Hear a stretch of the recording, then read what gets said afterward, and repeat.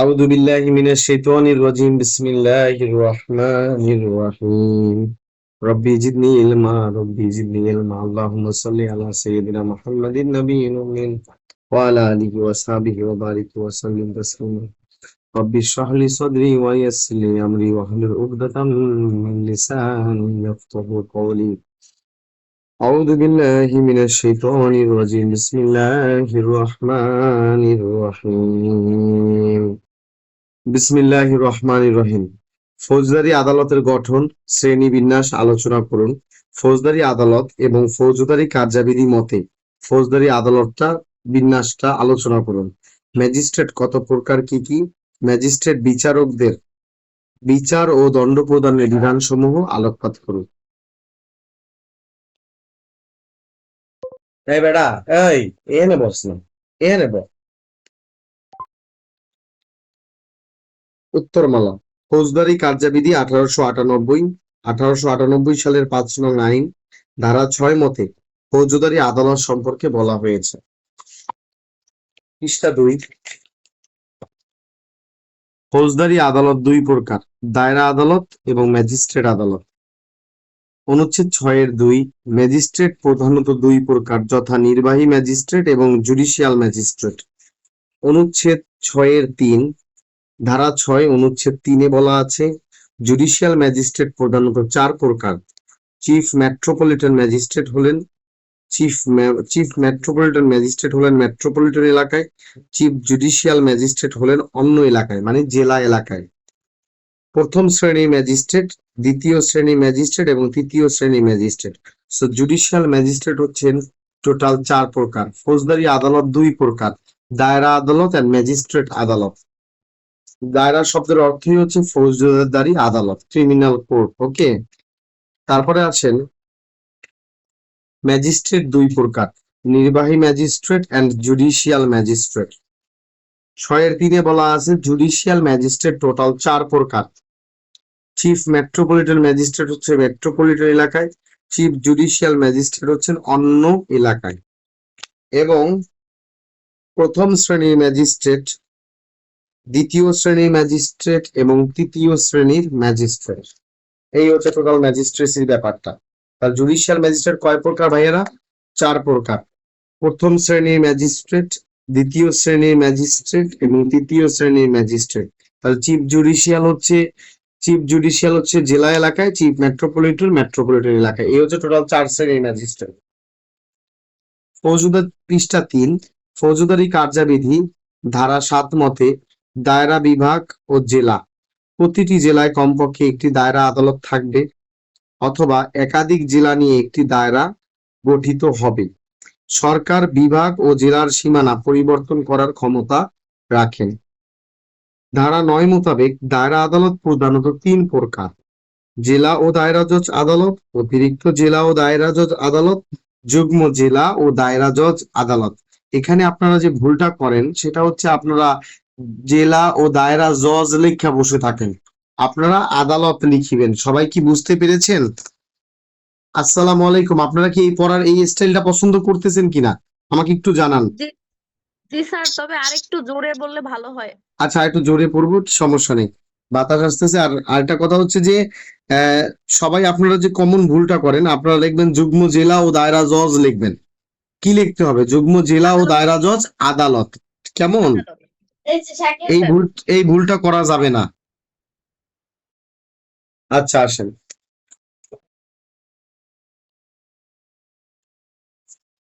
বিসমিল্লাহ। এবার সাউন্ডটা তো ক্লিয়ার শুনতে পাচ্ছেন, তাই না? সাউন্ডটা তো এখন ক্লিয়ার শোনা যাচ্ছে, তাই তো? আচ্ছা, বিসমিল্লাহ। তো এইখানে যে গুরুত্বপূর্ণ বিষয়টা ধারা 9 বলা আছে যে দায়রা আদালত প্রধানত 3 প্রকার, জেলা ও দায়রা জজ আদালত, অতিরিক্ত জেলা ও দায়রা জজ আদালত, যুগ্ম জেলা ও দায়রা জজ আদালত। পৃষ্ঠা 4-এ চলে যাবেন। ফৌজদারি কার্যাবিধি 1898 ধারা 10-এ বলা আছে নির্বাহী ম্যাজিস্ট্রেট সম্পর্কে। নির্বাহী ম্যাজিস্ট্রেট থেকে জেলা ম্যাজিস্ট্রেট নিয়োগ দেওয়া হয় সহকারী কমিশনার, অতিরিক্ত ডেপুটি কমিশনার, উপজেলা নির্বাহী কর্মকর্তা, তারা হচ্ছে নির্বাহী ম্যাজিস্ট্রেটের অন্তর্ভুক্ত। কেমন? তো সহকারী কমিশনার, অতিরিক্ত ডেপুটি কমিশনার, উপজেলা নির্বাহী কর্মকর্তা, তারা হলেন নির্বাহী ম্যাজিস্ট্রেটের অন্তর্ভুক্ত। সকল নির্বাহী ম্যাজিস্ট্রেটদের নিয়োগ দেওয়া হয় বিসিএস প্রশাসন ক্যাডার থেকে। মহানগর এলাকায় পুলিশ কমিশনারকে নির্বাহী ম্যাজিস্ট্রেটের দায়িত্ব পালন করতে সরকার চাইলে নিয়োগ দিতে পারেন। ধারা 11-তে বলা আছে জুডিশিয়াল ম্যাজিস্ট্রেট জেলা এলাকায় বিচারিক কার্যে নিয়োজিত থাকে তারা, রাষ্ট্রপতি কর্তৃক নিয়োগপ্রাপ্ত হন তারা। আর নির্বাহী ম্যাজিস্ট্রেট এখানে বলতেছে, কি বলছে? রাষ্ট্রপতি থেকে নিয়োগপ্রাপ্ত তারা হন।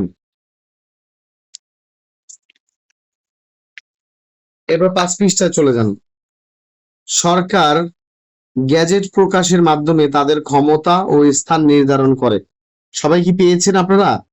সরকার গ্যাজেট প্রকাশের মাধ্যমে তাদের ক্ষমতা এবং স্থান নির্ধারণ করেন। 11-1 বলা আছে জেলা এলাকার বাহিরে মহানগরে judicial magistrate, senior judicial magistrate, অতিরিক্ত চিফ জুডিশিয়াল ম্যাজিস্ট্রেট এবং চিফ জুডিশিয়াল ম্যাজিস্ট্রেটের নিয়োগ করে থাকেন। জেলা এলাকার বাইরে কারা কারা থাকে? Judicial magistrate, senior judicial magistrate, অতিরিক্ত চিফ জুডিশিয়াল ম্যাজিস্ট্রেট এবং চিফ জুডিশিয়াল ম্যাজিস্ট্রেট, তারা জেলা এলাকায় থাকেন। 11-2-তে বলা আছে অতিরিক্ত চিফ জুডিশিয়াল ম্যাজিস্ট্রেট। অতিরিক্ত চিফ জুডিশিয়াল ম্যাজিস্ট্রেট এবং চিফ জুডিশিয়াল ম্যাজিস্ট্রেট একই ক্ষমতার অধিকারী, জাস্ট র্যাঙ্কটা আলাদা। 11-3-এ বলা আছে হাইকোর্ট ডিভিশনের সাথে পরামর্শ করে কোন নির্বাহী ম্যাজিস্ট্রেটকে জুডিশিয়াল ম্যাজিস্ট্রেটের দায়িত্ব অর্পণ করতে পারবেন। হাইকোর্ট ডিভিশনের সাথে পরামর্শ করে কোন নির্বাহী ম্যাজিস্ট্রেটকে জুডিশিয়াল ম্যাজিস্ট্রেটের দায়িত্ব অর্পণ করতে পারেন, তখন ওই ম্যাজিস্ট্রেট 5-6 পৃষ্ঠায় চলে যাবে। ওই ম্যাজিস্ট্রেট আর নির্বাহী ম্যাজিস্ট্রেট হিসেবে দায়িত্ব পালন করতে পারবে না। হ্যালো, আসসালামু আলাইকুম। হ্যাঁ হ্যাঁ, ওয়ালাইকুম আসসালাম। বিরাজ সাহেব ভালো আছেন? জি বলেন বিরাজ সাহেব।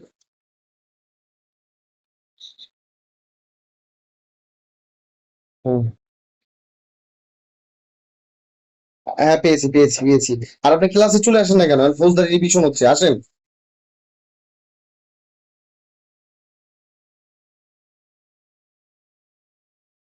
আচ্ছা, আপনি আঙ্গুল লাগান, আঙ্গুল লাগান। আজকেই করেন, একটা কাজ করেন বিরাজ সাহেব। ওই যে ফৌজদারি যে ঢুকে যান, এখন ফৌজদারি করেন, 7টার সময় দিওয়ানিটা শেষ হয়ে যাবে, আর বাসায় পড়া লাগবে না। এরপর আপনারা বন্ধু বান্ধবরা মিলে ক্লাসে সবাই মিলে ওরা 7টায় একটু রিভিশন দিবে।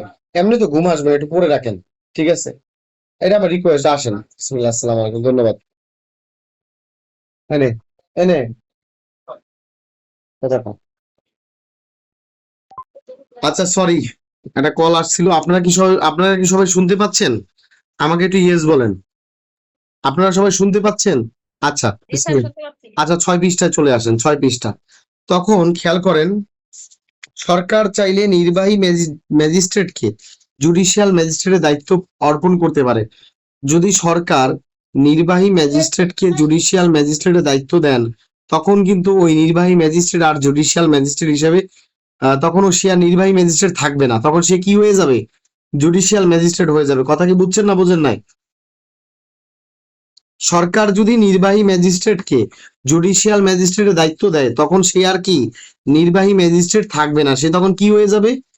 Judicial magistrate. ভেরি গুড, আশা করি বুঝতে পেরেছেন। ধারা 12-তে বলা আছে বিশেষ ম্যাজিস্ট্রেট।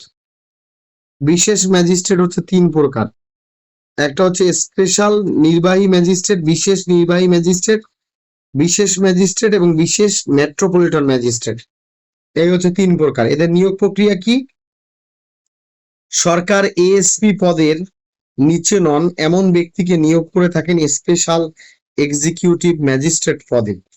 সরকার হাইকোর্টের সাথে পরামর্শ করে জুডিশিয়াল ম্যাজিস্ট্রেটকে স্পেশাল ম্যাজিস্ট্রেট পদে নিয়োগ দেন। সবাই বুঝতে পেরেছেন আশা করি। 7 পৃষ্ঠায় আসেন। সরকার হাইকোর্টের সাথে পরামর্শ করে মেট্রোপলিটন ম্যাজিস্ট্রেটকে স্পেশাল মেট্রোপলিটন ম্যাজিস্ট্রেট পদে নিয়োগ প্রদান করেন। ম্যাজিস্ট্রেট মূলত দুই প্রকার। কয় প্রকার? দুই প্রকার। একটা হচ্ছে নির্বাহী ম্যাজিস্ট্রেট, আর একটা হচ্ছে জুডিশিয়াল ম্যাজিস্ট্রেট। তাহলে ম্যাজিস্ট্রেট মূলত কয় প্রকার? দুই প্রকার, নির্বাহী ম্যাজিস্ট্রেট এবং জুডিশিয়াল ম্যাজিস্ট্রেট। এইবার আসেন ফৌজদারির ধারা 29-এর গ। ফৌজদারিতে ধারা 29-এর গতে বলা আছে বিচারিক ক্ষমতা। কি ক্ষমতা? বিচারিক ক্ষমতা। সবাই বলেন কি ক্ষমতা? বিচারিক ক্ষমতা। সবাই মাথায় রাখবেন, বিচার করা আর শাস্তি দেওয়া দুইটা আলাদা ব্যাপার।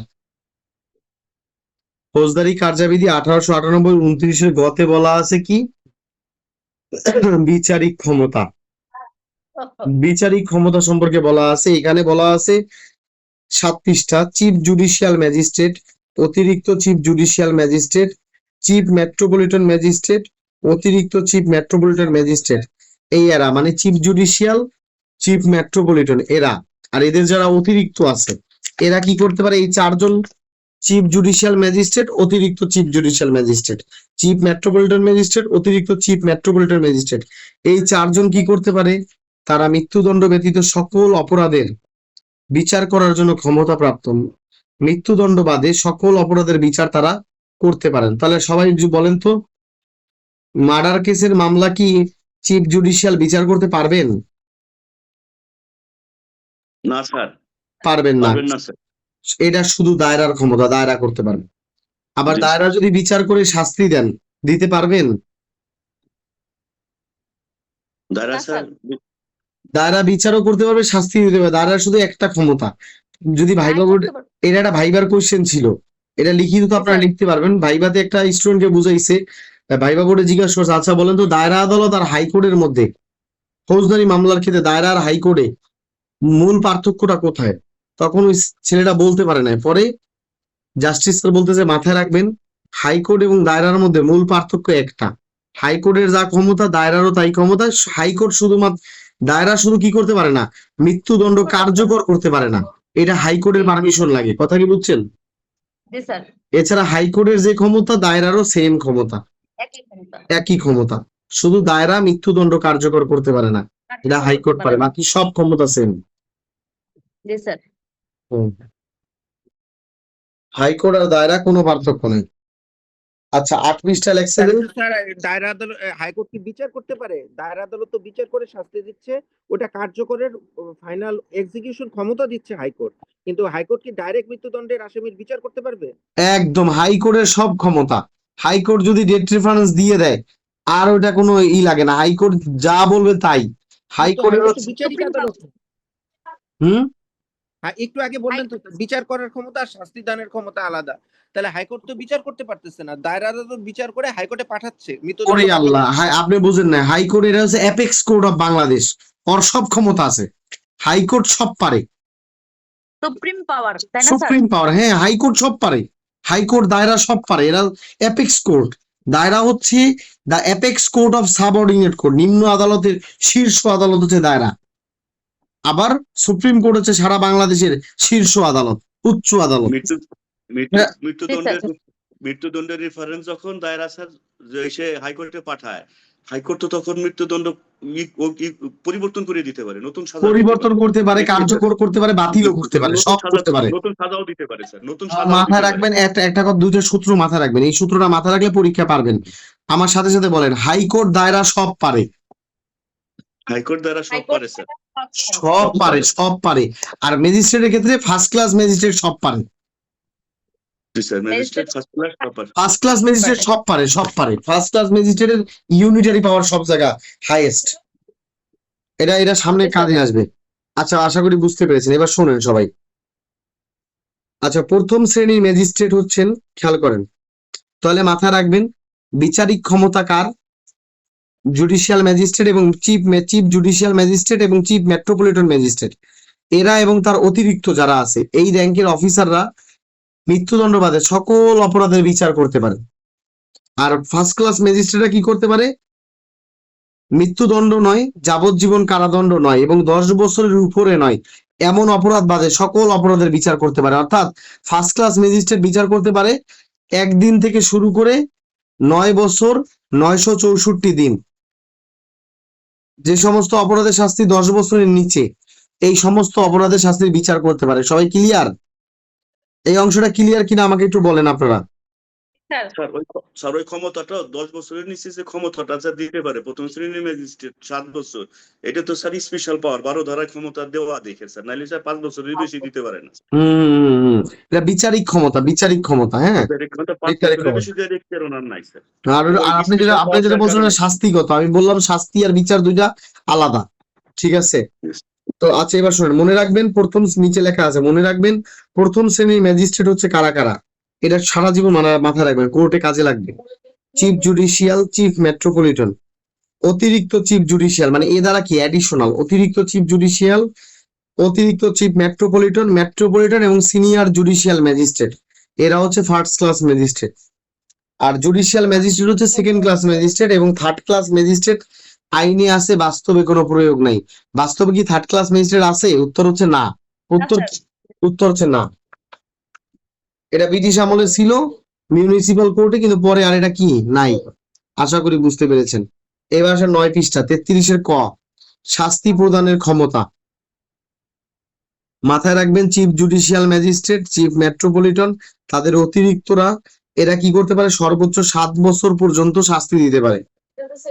তাহলে মাথায় রাখেন চিফ জুডিশিয়াল, আমার সাথে সবাই বলেন chief judicial magistrate, chief judicial magistrate, magistrate, অতিরিক্ত চিফ জুডিশিয়াল ম্যাজিস্ট্রেট, অতিরিক্ত chief judicial chief magistrate, judicial magistrate, chief metropolitan magistrate, chief chief metropolitan metropolitan magistrate, অতিরিক্ত চিফ মেট্রোপলিটন ম্যাজিস্ট্রেট। অতিরিক্ত অতিরিক্ত চিফ মেট্রোপলিটন ম্যাজিস্ট্রেট। 29-এর গতে বলা আছে এরা মৃত্যুদণ্ড বাদে সকল অপরাধের বিচার করতে পারবে। বিচার বলেন, বিচার এরা করতে পারে। মৃত্যুদণ্ড ব্যতীত সকল অপরাধের বিচার করতে পারবে স্যার। ধারা 29-এর গতে বলা আছে এই বিচার, ক্ষমতা দেওয়া আছে, বিচার। এই ক্ষমতা। আর 33-এর কতে বলা আছে এরা সর্বোচ্চ 7 বছর পর্যন্ত শাস্তি দিতে পারবেন। জি স্যার, এরা সর্বোচ্চ 7 বছর পর্যন্ত কি করতে পারবেন? শাস্তি শাস্তি দিতে প্রদান দিতে পারবে। তাহলে মৃত্যুদণ্ড বাদে সকল অপরাধের বিচার তারা করতে পারবে আর শাস্তি দিতে পারবে সর্বোচ্চ 7 বছর। কথা কি বুঝতে পেরেছেন? জি স্যার, আচ্ছা, আমি বুঝতে পেরেছি, আলহামদুলিল্লাহ। তাহলে খেয়াল করে দেখেন, একটা ডাকাতির মামলা চিফ জুডিশিয়াল ম্যাজিস্ট্রেট বিচার করতে পারবে। শাস্তির জন্য কার কাছে পাঠাবে? দায়রার কাছে। কার কাছে? যে স্যার আমি তো বিচার রেডি করে দিছি, এবার আপনি শাস্তিটা দেন। আর আরেকটা কথা মাথায় রাখবেন, দায়রা আদালত, অতিরিক্ত দায়রা আদালত, দে আর আপিল কোর্ট। কি কোর্ট এটা? Appeal court. Appeal court, appeal court. এরা আপিল, রিভিশন এই কাজে ব্যস্ত থাকে বেশি। আর হচ্ছে শাস্তি দেয়। কি করে? শাস্তি দেয়। ম্যাজিস্ট্রেটরা বিচার রেডি করে দেয়, বিচারটা রেডি ফর ট্রায়াল করে, ওইটা দায়রায় পাঠায়, দায়রায় খালি শাস্তি দেয়। কথা বুঝছেন? জি স্যার, এই হচ্ছে বিচার কার্য চলে দেশে এইভাবে। 31 ধারায় বলা আছে দণ্ড প্রদানের ক্ষমতা। কি বলা? দণ্ড প্রদানের ক্ষমতা। ক্ষমতা। হাইকোর্ট ডিভিশন সকল অপরাধের দণ্ড দিতে পারে। হাইকোর্ট ডিভিশন কি পারে? মাথায় রাখবেন, আমার সাথে একটু বলেন, 31 ধারায় বলেন হাইকোর্ট দায়রা সব পারে। হাইকোর্ট দায়রা সব পারে, সব বিচারও দিতে পারে, শাস্তি দিতে পারে। তাহলে হাইকোর্ট আর দায়রার মধ্যে একটা পার্থক্য, দায়রা বলছে যে আপনাকে আমি মৃত্যুদণ্ড দিলাম, কিন্তু কার্যকরটা করতে পারে না, কার্যকর করে হাইকোর্ট। হাইকোর্ট। তাহলে আপনারা বলেন হাইকোর্ট দায়রা সব পারে। হাইকোর্ট দ্বারা সব পারে স্যার, সব পারে, সব পারে। ওরা এপেক্স কোর্ট, ওরা সব পারে। যেমন আমাদের দেশে একটা কথা কই না, মন্ত্রী মিনিস্টাররা সব পারে, আমরা বলি কিনা? ওরা মন্ত্রী মানুষ, ওরা সব পারে। ঠিক আছে? ক্ষমতা, এটা ক্ষমতার ব্যাপার। এরা অ্যাপেক্স কোর্ট, শীর্ষ আদালত, এরা সব পারে। আচ্ছা স্যার দেরি হয়ে যায় স্যার, একটু রিডিং করে দেন স্যার। আচ্ছা, দাঁড়ান একটু ধৈর্য ধরেন, এগুলি একটু বোঝার ব্যাপার আছে। এগুলি না সামনে এত প্যারা নাই, কিন্তু এটা একটু বোঝার ব্যাপার আছে। আচ্ছা, তবে খেয়াল করেন সকল অপরাধের শাস্তি দায়রা কি করতে পারে? সকল অপরাধের শাস্তি বিচারও দিতে পারে, শাস্তিও প্রদান করতে পারে, কিন্তু 10 পৃষ্ঠায় বলা আছে মৃত্যুদণ্ড কার্যকর করতে পারে না। এটা হাইকোর্টের কাছে কার্যকর করে। যুগ্ম জেলা ও দায়রা জজ মৃত্যুদণ্ড, যাবজ্জীবন ও 10 বছরের অধিক কারাদণ্ড প্রদান করতে পারে। তার যুগ্ম জেলা কি করতে পারে না? 10 বছরের উপরে শাস্তি দিতে পারেন না। ঠিক আছে? আচ্ছা, এই হচ্ছে ব্যাপার। আর এবার সে 32 ধারা, 32-এ বলা আছে, আমার সাথে সাথে বলেন, সবাই লেখেন, ফার্স্ট ক্লাস ম্যাজিস্ট্রেট, সবাই বলেন 32-এ first class magistrate. First class magistrate, লেখেন 5:5, এই 5 আঙ্গুল। 5:5। 5 বছরের কারাদণ্ড, 5 বছরের জেল, 5 লক্ষ টাকা জরিমানা। 5 বছরের কারাদণ্ড, 5 লক্ষ টাকা জরিমানা। ফার্স্ট ক্লাস ম্যাজিস্ট্রেট মানে কি? হাতের 5 আঙ্গুল, 5 বছরের জেল, 5 লক্ষ টাকা জরিমানা, ঠিক আছে?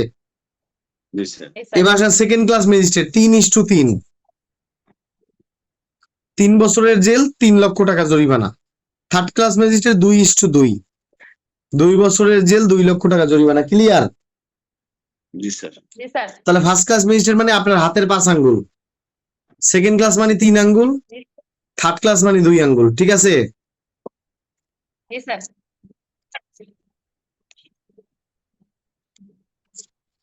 এবার আসেন অর্থদণ্ড অনাদায়ের শাস্তি, 11 পৃষ্ঠায়। ম্যাজিস্ট্রেটগণ অর্থদণ্ড অনাদায়ের জন্য 1/4 বেশি জরিমানা করতে পারবেন না। ম্যাজিস্ট্রেটদের ক্ষমতা দেওয়া আছে সিআরপিসি 33 ধারায়। আর দণ্ডবিধির 65-তে বলা আছে বিচারকরা মানে দায়রা জজ এরা কি করতে পারবে না? এরাও অর্থদণ্ড অনাদায়ে 1/4 বেশি শাস্তি প্রদান করতে পারবেন না। ক্লিয়ার? এবার 35 ধারায় কি বলছে? যখন কোনো ব্যক্তি একই মামলায় একাধিক অপরাধ করবে তখন আদালত চাইলে সকল অপরাধের বিচার একত্রে করতে পারেন, তবে 14 বছরের অধিক না। শোনেন, একটা লোক চুরিও করছে, একটা লোক একটা ঘরে ঢুকছে, কথা বুঝেন? একটা লোক একটা ঘরেও ঢুকছে, ঘরে ঢুকে চুরিও করছে, চুরি করছে, ঘরে ঢুকছে, ঘরে ঢুকে চুরি করছে, ঘরে ঢুকে ওই ঘরের মানুষদের পিটাইছে, এবং যাওয়ার সময় ঘরের সামনে কতগুলো গাছ আছিল গাছগুলো কেটে ফেলছে, এবং ঘর থেকে বেরোনোর সময় ঘরে আগুন লাগাইছে। তাহলে অপরাধ করছে কয়টা বলেন? 4টা। আদালত চাইলে 35 ধারা অনুসারে এই 4টা অপরাধের বিচার একত্রে করতে পারবে। চাইলে কনকারেন্টলি করতে পারবে। আগে চুরির শাস্তি বিচার হবে, তারপরে কিসে বিচার হবে? মারধর করছে এর কারণে, তারপরে গাছ কাটলো কেন ক্ষতিপূরণ দিবে, এবং ঘরে আগুন লাগাইলো কেন। চাইলে একটা একটা করে বিচার করতে পারে, আর চাইলে একত্রে বিচার করতে পারে, তবে 14 বছরের বেশি শাস্তি দিতে পারবে না। সবাই ক্লিয়ার? স্যার হচ্ছে 33 আর 65 কি অল্টার? একটা ম্যাজিস্ট্রেট একটা দায়রা? হ্যাঁ, দায়রার ক্ষমতা দেওয়া আছে দণ্ডবিধির 65-তে, আর ম্যাজিস্ট্রেটের বলা আছে 33-এ। বুঝতে পেরেছেন আপু? অর্থদণ্ড অনাদায়ে 1/4 বেশি অর্থদণ্ড আরোপ করা যাবে না। দিতে পারবেন। আর আপনারা বুঝতে পারছেন, একটা লোক আদালতে গিয়ে অপরাধ করে মানে একটা লোক চুরি করছে, ঘরের লোকরে মারছে, গাছ কাটছে, ঘরে আগুন লাগাইছে, অপরাধ করছে কয়টা? 4টা। আদালত চাইলে 4টা অপরাধের বিচার একত্রে করতে পারে, তাহলে তবু একত্রে যদি করে 14 বছরের বেশি শাস্তি দিতে পারবে না। আর আবার যদি চায় যে না একত্রে বিচার করবো না, একটা একটা করে করবো, তাহলে চাইলে একটা একটা করে করতে পারে। আগে চুরি করছে কেন, এর বিচার হবে। এরপরে কেন ঘরের লোকরে মারলো, এর বিচার হবে। এরপরে কেন ঘরে আগুন গাছ কাটলো, এর বিচার হবে। এরপরে কেন ঘরে আগুন লাগাইছে, এবার বিচার হবে। একটা একটা করে হইতে পারে, আবার একত্রে হইতে পারে। একত্রে বিচার করলে 14 বছরের বেশি কারাদণ্ড দেওয়া যাবে না। সবাই ক্লিয়ার? স্যার একটা প্রশ্ন স্যার, ওই যে ম্যাজিস্ট্রেট কয়বার জামিন দিতে পারে আর দায়রা কয়বার জামিন দিতে পারে, এটা একটু কনফিউশন আছে স্যার। ম্যাজিস্ট্রেট বুঝবে, ম্যাজিস্ট্রেট কয়বার জামিন, ওই যে জামিন বা খালাস দেয়, আর জামিন না আল্লাহ আল্লাহ, খালাস। খালাস। আমি সবাই মাথায় রাখেন, আমি 3টা কথা বলি, মাথায় রাখেন। দায়রা আদালতে খালাস বলা আছে 2 বার। কয়বার? 2 বার। স্যার 2 বার। আর ম্যাজিস্ট্রেটে বলা আছে কয়বার? 1 বার। একবার। ক্লিয়ার? 245। হুম। 245। হ্যাঁ, তারপর শুনেন, ম্যাজিস্ট্রেট আদালতে কোনো সাফাই সাক্ষী নাই, দায়রাতে সাফাই আছে। 342। Very good. আর দায়রাতে ডিসচার্জ আছে 1 বার, ম্যাজিস্ট্রেটে আছে কয়বার? 1 বার। ক্লিয়ার? একবার। আর ফৌজদারিটা ইটস এ প্রসিডিউরাল, একটু বুঝাইয়া পড়াইতে হবে, নালে টানা ফ্লো রিডিং মারলে মাথায় ঢুকবে না। এইবার আসেন ইনশাল্লাহ আপিল। এইবার আর সময় নষ্ট হবে না, আপনাদের বুঝার পার্ট শেষ। এইবার আসেন থিওরিটিক্যাল পার্ট। রেডি? আপনারা 13 পৃষ্ঠায় চলে যান। আপিল কি? আপিল 13 পৃষ্ঠায় যান, প্রশ্ন পড়ার সময় নেই। আপিল হচ্ছে বিচারের চলমান প্রক্রিয়া, যা সংক্ষুব্ধ ব্যক্তির জন্য একটা আইনগত অধিকার। আপিল হলো ফৌজদারি মোকদ্দমার এক বিচার পরবর্তী ধাপ, একটা পোস্ট ট্রায়াল স্টেজ। সুন্দর করে লিখবেন। ফৌজদারি আপিলের সংজ্ঞা: ফৌজদারি মামলায় কোনো নিম্ন আদালত তথা অধস্তন আদালত কর্তৃক প্রদত্ত দোষী সাব্যস্তকরণ, সাজা ও নির্দিষ্ট আদেশের বিরুদ্ধে উচ্চতর আদালতে যে উদ্দেশ্যে আবেদন করা হয় তাকে ক্রিমিনাল আপিল বলে। নিম্ন আদালত একটা রায় দিয়েছে, এখন সংক্ষুব্ধ ব্যক্তি অসন্তুষ্ট, তখন সে কোথায় যাবে? আপিলে যাবে, উচ্চ আদালতে, উপরের আদালতে।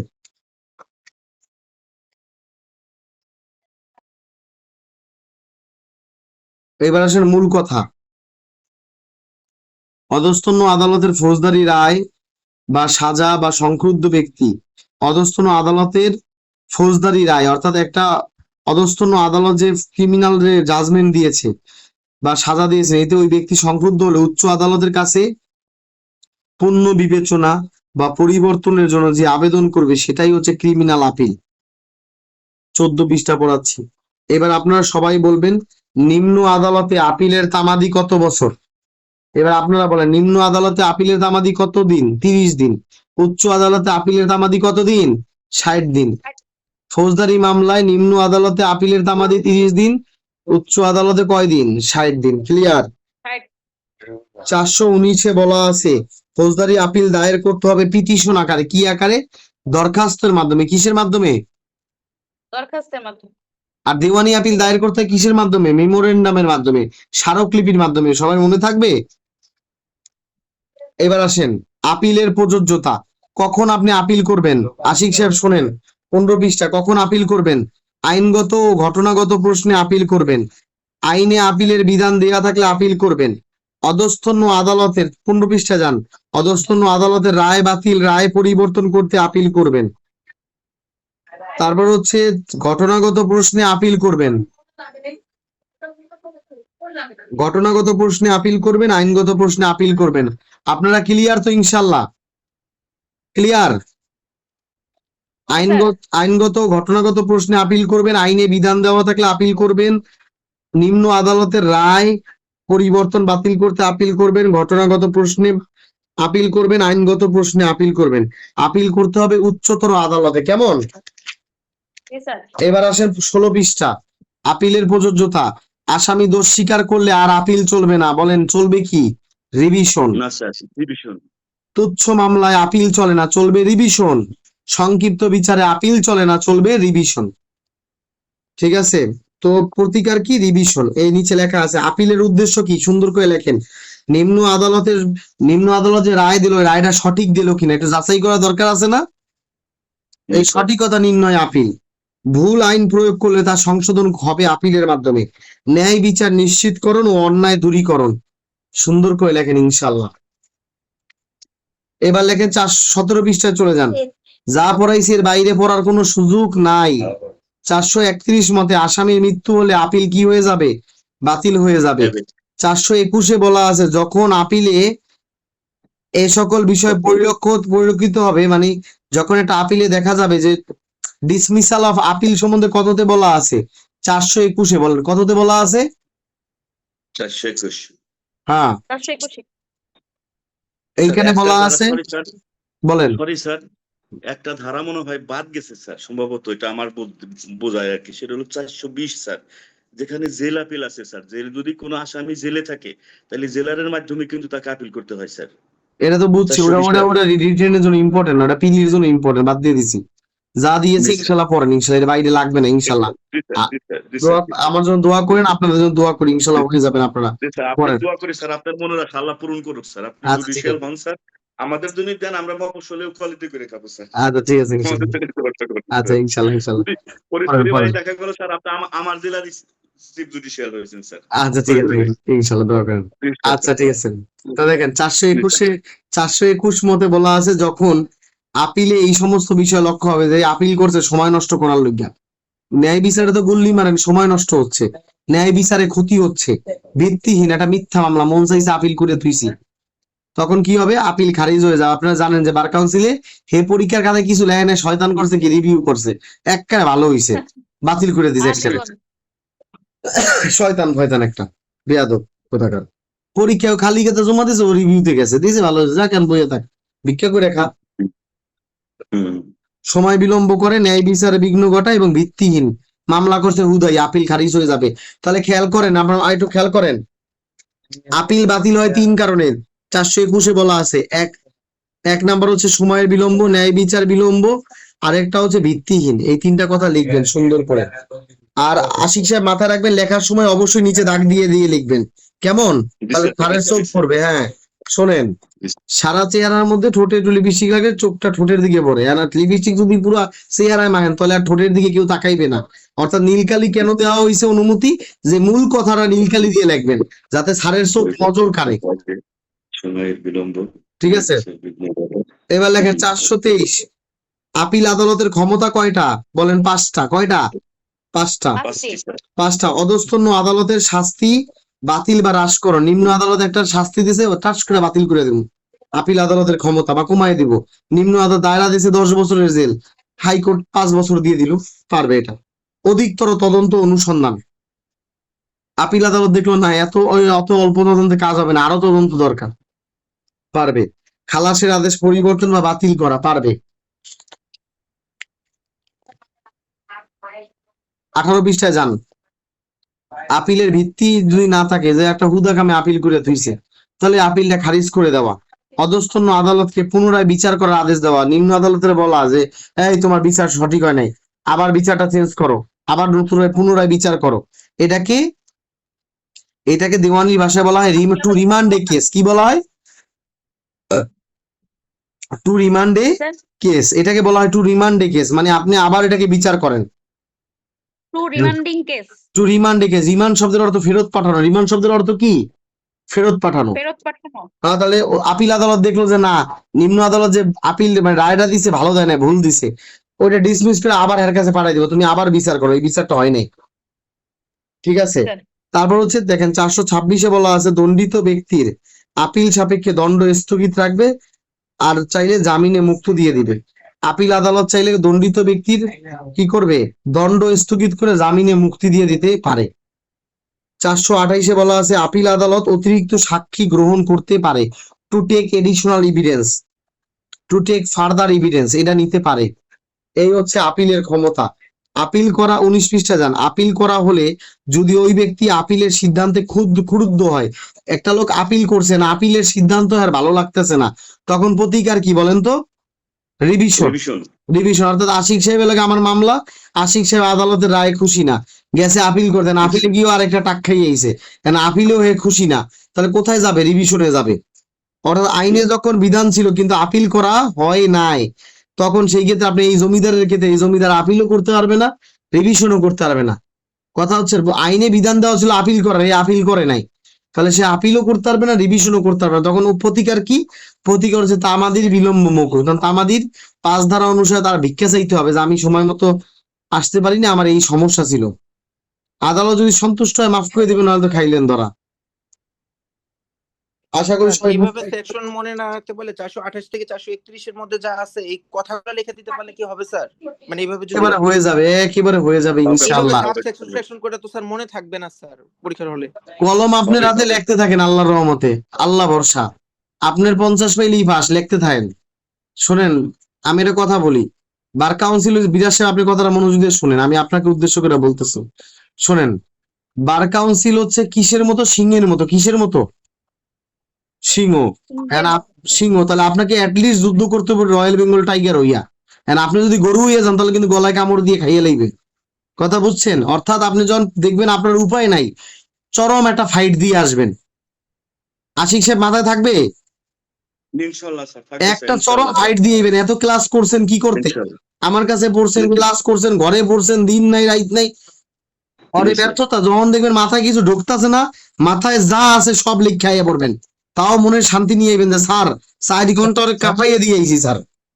তার ভুল হইলে তো কোনো অপরাধ নাই নাকি? বুঝি নাই কি? না মাইনাস নাই। কি? না কোনো লেখায় ভুল হইলে তো কোনো অপরাধ নাই। না কোনো মাইনাস নাই, লিখতে থাকেন লিখতে থাকেন। আরে আল্লাহ, আপনি কালকে পরীক্ষা দেবেন এই কথা কইলে হাসি আসে না? নেগেটিভ মার্কিং পাইবেন কই আপনি? আচ্ছা, আপনি তো পিলিট লাগে গুলাই লাইছেন। ধারা ভুল করলে স্যার 0।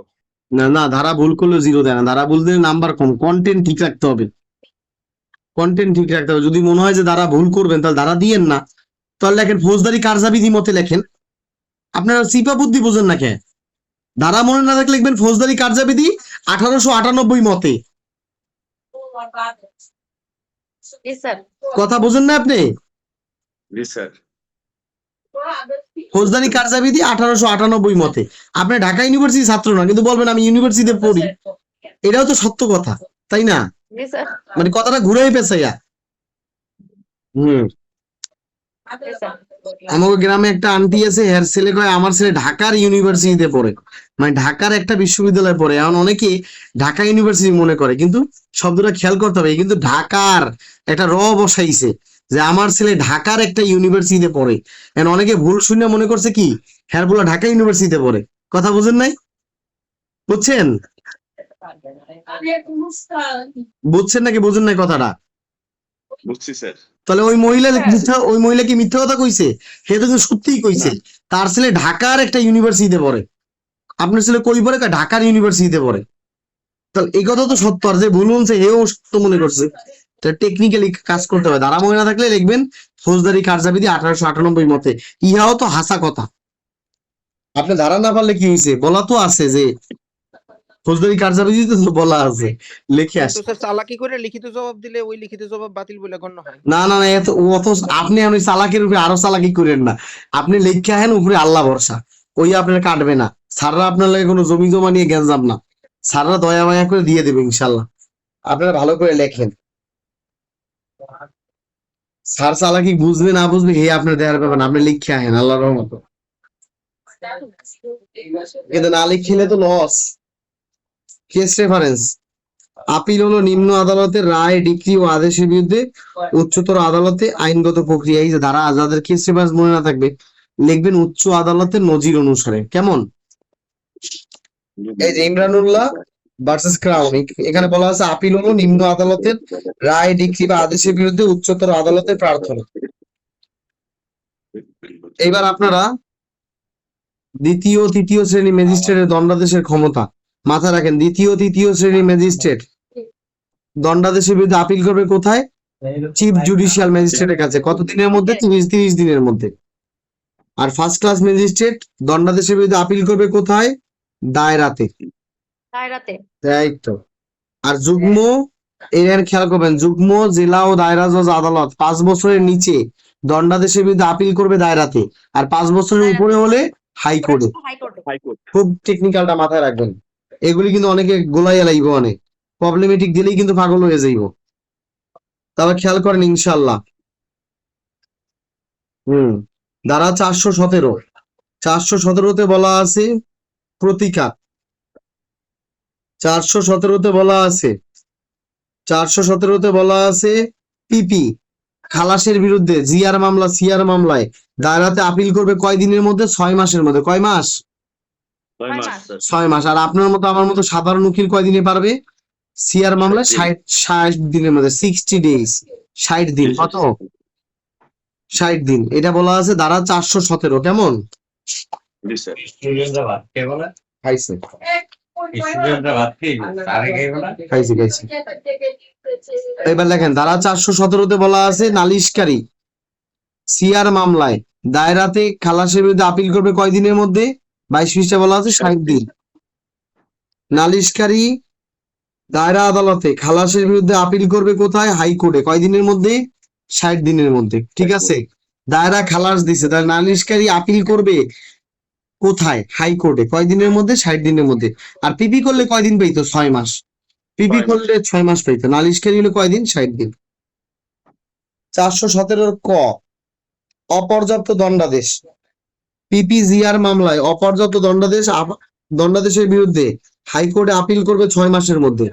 নালিশকারী অপর্যাপ্ত দণ্ডাদেশের বিরুদ্ধে আপিল আদালত, আপিল আদালত বলতে দায়রা আদালত হাইকোর্ট দুইটাকেই বোঝায়। ওইখানে আপিল করবে কয় দিনের মধ্যে? 60 দিনের মধ্যে। বাইরে মুদ্রা কথা হচ্ছে পিপি মানে 6 মাস। পিপি মানে কয় মাস? 6 মাস। পিপি যদি খালাসের আপিল করে জিআর সিআর 6 মাস পাবে। আর নালিশকারী পাবে কয়দিন? খালাসের 60 দিন। শেষ। আলহামদুলিল্লাহ।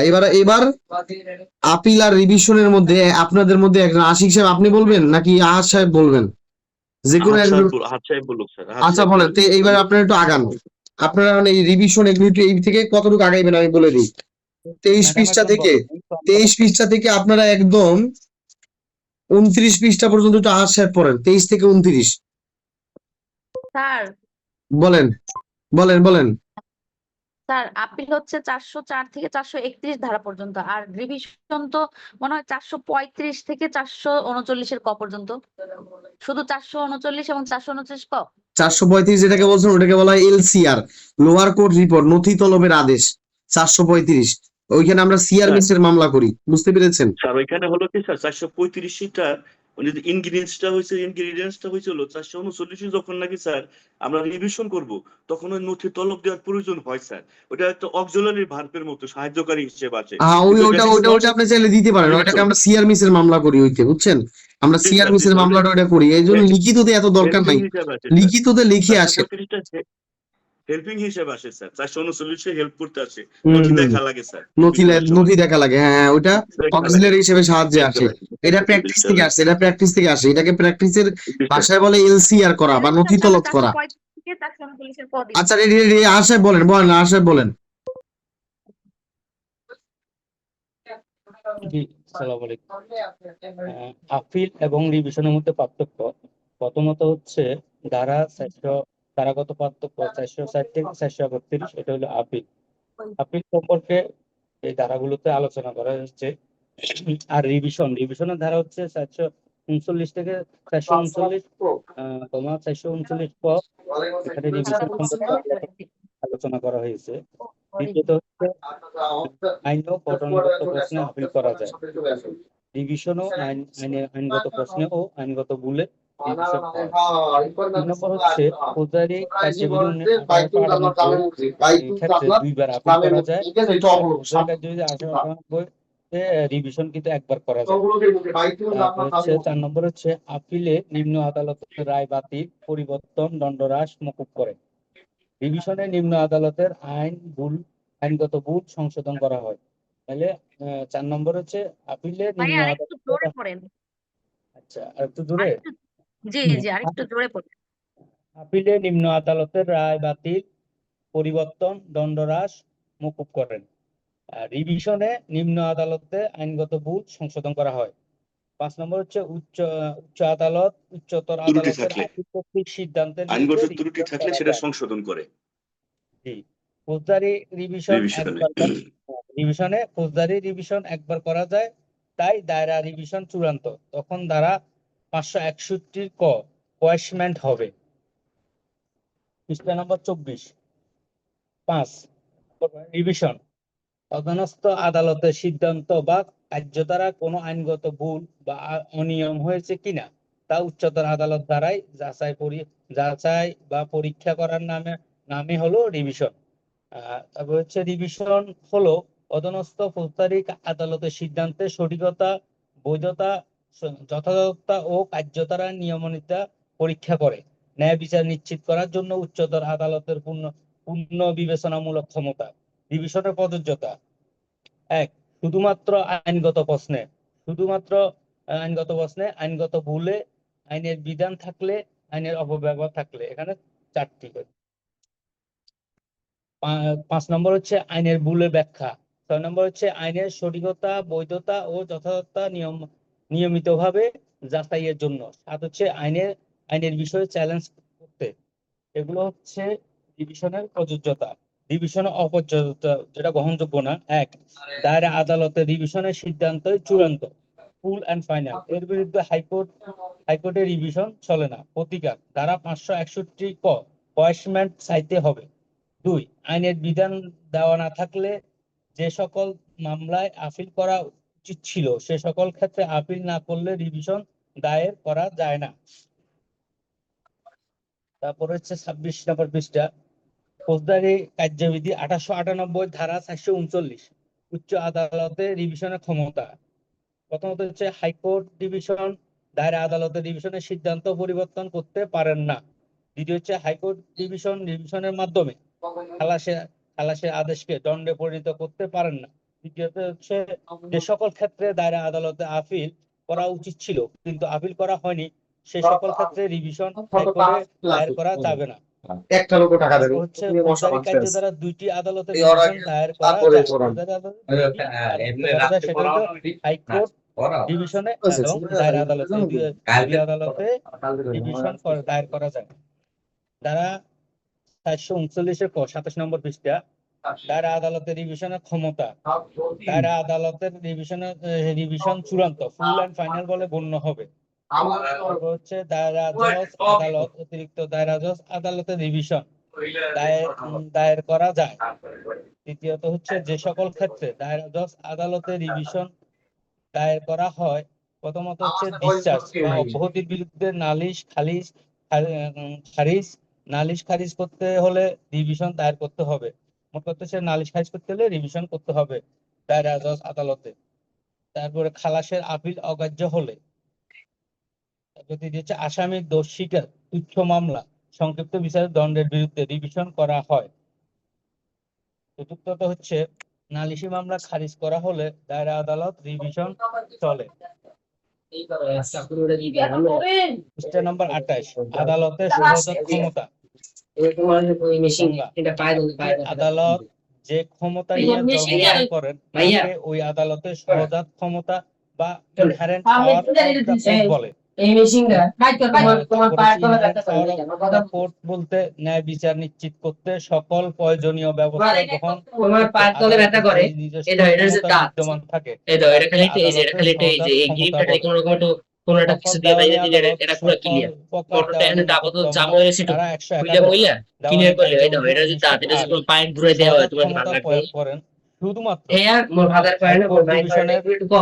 সুপ্রিম কোর্টের হাইকোর্ট ডিভিশনে হাইকোর্ট ডিভিশন ফৌজদারি কার্যধারা ধারা 561 ক ফৌজদারি কার্যবিধি 1898 প্রয়োগ করে সহজাত ক্ষমতা নিশ্চিত করে। মোট কথা হচ্ছে 561 ধারাটা প্রয়োগ করে সহজাত ক্ষমতা অ্যাপ্লাই করে। সহজাত ক্ষমতার উদ্দেশ্য হলো টু ডু জাস্টিস ইনজাস্টিস, ন্যায় বিচার প্রতিষ্ঠা করা, আদালতের পক্ষ থেকে সকল প্রকার অন্যায় অবিচার দূর করা। ফৌজদারি কার্যবিধি 1898 ধারা 561 ক মতে হাইকোর্ট বিভাগ ন্যায় বিচার প্রতিষ্ঠা এবং আদালতের অপব্যবহার রোধ করতে ফৌজদারি কার্যধারায় সহজাত ক্ষমতা প্রয়োগ করতে পারেন। এটা মূল কথা হচ্ছে হাইকোর্ট বিভাগ সহজাত ক্ষমতা প্রয়োগ করতে পারেন। একটি প্রধান উদ্দেশ্য, এখানে দুইটা প্রধান উদ্দেশ্য থাকে, একটা হচ্ছে ন্যায় বিচারের স্বার্থে আর একটা হচ্ছে আদালতের অপব্যবহার রোধ করার ক্ষেত্রে। মূল পয়েন্ট এই দুইটাই, মানে সহজাত ক্ষমতা কেন করা হয়, ন্যায় বিচারের স্বার্থে এবং আদালতের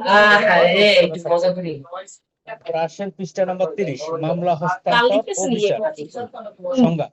ফৌজদারি মামলা হস্তান্তর হলো আইন দ্বারা নিবন্ধিত ক্ষমতা বলে কোন ফৌজদারি মামলা যে আদালতে বিচারাধীন রয়েছে ন্যায় বিচার নিশ্চিতকরণ বা আইনসঙ্গত অন্য কোনো কারণে সে আদালত থেকে অন্য কোনো উপযুক্ত আদালতে বিচার ও নিষ্পত্তির উদ্দেশ্য মামলা স্থানান্তর করা আইনগত প্রক্রিয়া।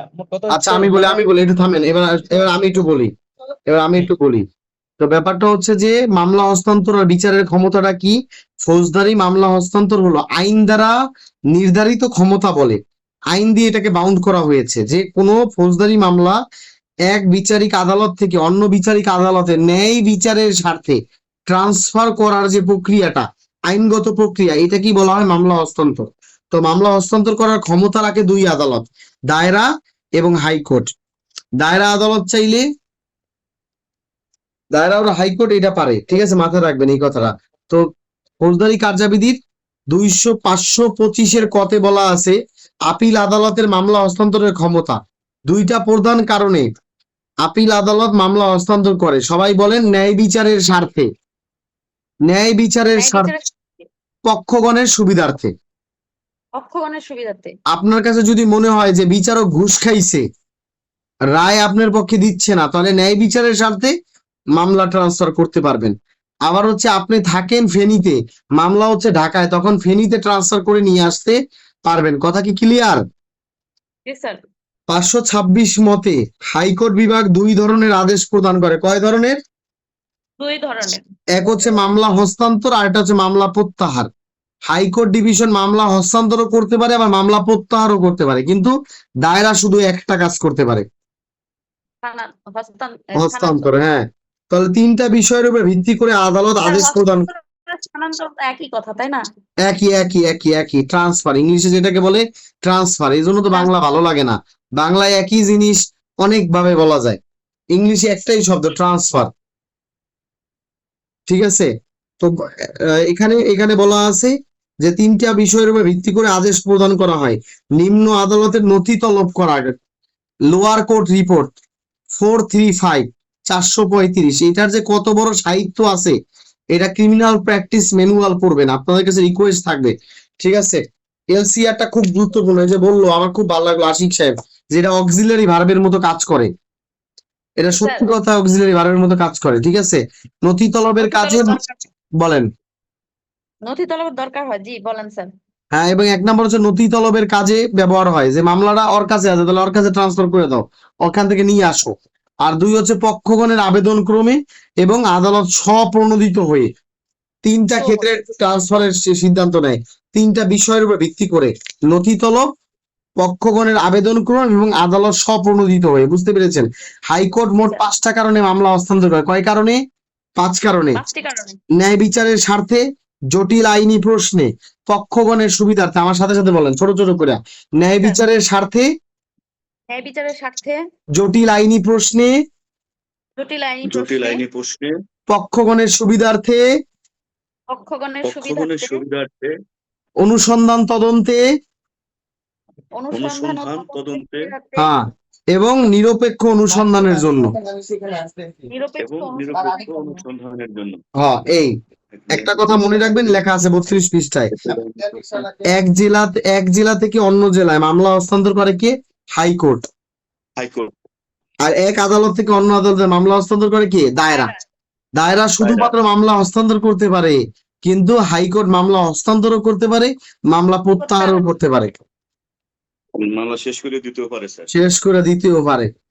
আর আরেকটা জিনিস মাথায় রাখবেন, হাইকোর্ট আর দায়রার মধ্যে সূক্ষ্ম যে পার্থক্য গুলো, হাইকোর্ট আর দায়রার মধ্যে সূক্ষ্ম পার্থক্য হচ্ছে, তারা হাইকোর্ট দায়রা দুইজনই অপরাধের বিচার ও শাস্তি দিতে পারেন, তবে মৃত্যুদণ্ড কার্যকর দায়রা করতে পারে না, ওটা হাইকোর্টের অনুমতি লাগে, পারমিশন লাগে। জি। এই হলো একটা। নাম্বার 2, এই তো প্রথম পার্থক্য। নাম্বার 2 হচ্ছে দায়রাতে রিট করা যায় না। কি করা যায় না? রিট করা রিট যায়। করা এটা যায়। হাইকোর্টে করা যায়, এটা হচ্ছে সেই পাওয়ার, আলাদা পাওয়ার, ঠিক আছে? তো হাইকোর্টে যারা প্র্যাকটিস করে তাদের অনেক ইনকাম বেশি থাকে। কারণ কেন? কারণ হাইকোর্ট বাংলাদেশে কয়টা? ঢাকায় শুধু একটা, যার কারণে সারা বাংলাদেশের সব মামলা কোথায় আসে? হাইকোর্টে আসে। এই জায়গায়। অর্থাৎ সারা সাগরের মাছ একটা সিটিতে আইয়া জমা হয়। তো তখন অনেক যারা আইনজীবী প্র্যাকটিস করে তাদের হেভি টাকা পয়সা কামানোর একটা হেভি রাস্তা আছে, কিন্তু মেধা লাগবে। উইদাউট মেধা, শ্রম, সততা কিছু অর্জন হয় না, ঠিক আছে? তারপর খেয়াল করেন, জামিন 33-এ বলা আছে, 33 পৃষ্ঠা জামিন। আহার সাহেব জামিনটা একটু বলেন, আমি সংক্ষেপে ব্রিফ মারবো, বলেন। জামিন হচ্ছে, তাকে ইংরেজিতে বলা হয় বেল। সংজ্ঞা: জামিন হলো একটি আইনি ব্যবস্থা যার মাধ্যমে কোনো ফৌজদারি মামলা, গ্রেপ্তার বা আটকের নির্দিষ্ট সত্ত্বে সাময়িকভাবে আদালত থেকে মুক্তি দেওয়া হয়। এটা হচ্ছে গ্রেপ্তারকৃত ব্যক্তিকে সাময়িকভাবে আদালত থেকে মুক্তি দেওয়া। জামিন হলো আইনগত অধিকার যা আদালত মঞ্জুর করেন এবং আসামিকে প্রয়োজনে আদালতে হাজির হওয়ার শর্ত দিতে পারে। জামিনটা হলো একটা আইনগত অধিকার এবং আসামিকে প্রয়োজন হলে আদালতে হাজির হওয়ার জন্য শর্ত দিতে পারে। জামিন অর্থ মামলা থেকে অব্যাহতি নয়, বরং বিচার শেষ হওয়ার আগে নির্দিষ্ট শর্তে সাময়িক মুক্তি। এটা একটা সাময়িক মুক্তি জামিনটা। তারপর হচ্ছে জামিনের উপাদান হলো দুটি। এক হচ্ছে জিম্মাদার। ধারা 96 মতে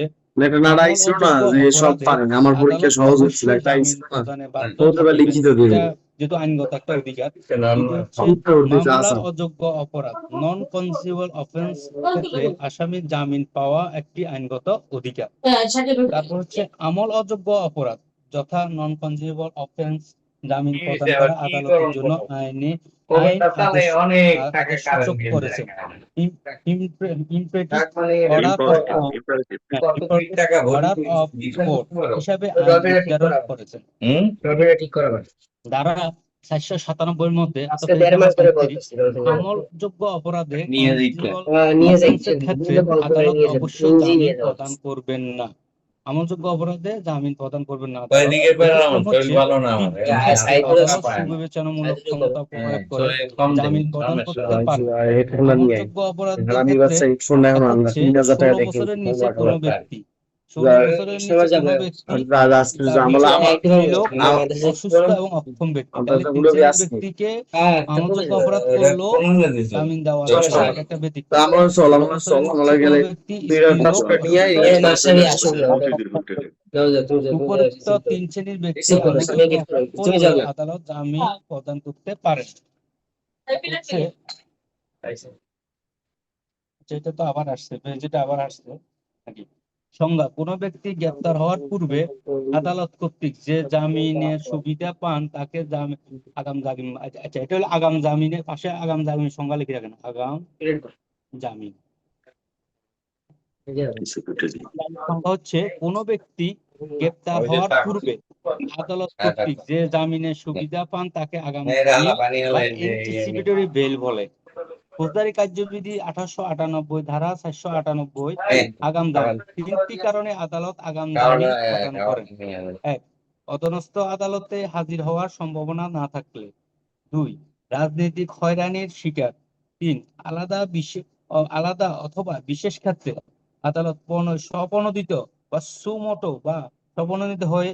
এই তিনটা কারণে, অর্থাৎ অধীনস্থ আদালতে হাজির হওয়ার সম্ভাবনা না থাকলে, দ্বিতীয়ত হচ্ছে রাজনৈতিক হয়রানির শিকার হলে, তৃতীয় হচ্ছে আলাদা বা বিশেষ ক্ষেত্রে বা আদালত স্বপ্রণোদিত বা সুমোটো হয়ে। দুইটি আদালত আগাম জামিন প্রদান করতে পারেন। দুইটা আদালত আগাম জামিন দিতে পারে, এক হচ্ছে দায়রা আদালত আর একটা হচ্ছে হাইকোর্ট। হাইকোর্ট বিভাগ আগাম জামিন দিতে পারে। স্যার কি আছে? স্যার আর কন্টিনিউ করবো না স্যার? পড়েন পড়েন। হ্যাঁ ভালো, পড়েন, করতে থাকেন, পৃষ্ঠা একই নাম্বার তো হলো করতে থাকেন। পৃষ্ঠা নাম্বার হলো 37, রেস জুডিকাটা। রেস জুডিকাটা ফৌজদারি কার্যবিধি 1898 ধারা 403 মতে একটি অপরাধের জন্য কোনো ব্যক্তিকে দ্বিতীয়বার বিচার করা যাবে না। তারপর হচ্ছে যখন একটি মামলা চূড়ান্ত সিদ্ধান্ত হয় কোনো যোগ্য আদালত থেকে, তবে দ্বিতীয়বার মামলা করা যাবে না। যখন একটি মামলা চূড়ান্ত সিদ্ধান্ত হয় কোনো যোগ্য আদালত থেকে, তবে দ্বিতীয় মামলা করা যাবে না। মূল কথা, কোনো আসামির একটি নির্দিষ্ট সুস্পষ্ট অপরাধের জন্য একবার বিচার করা হলে তাই ওই অপরাধের জন্য পুনরাবিচার ও সাজা প্রদান করা যাবে না।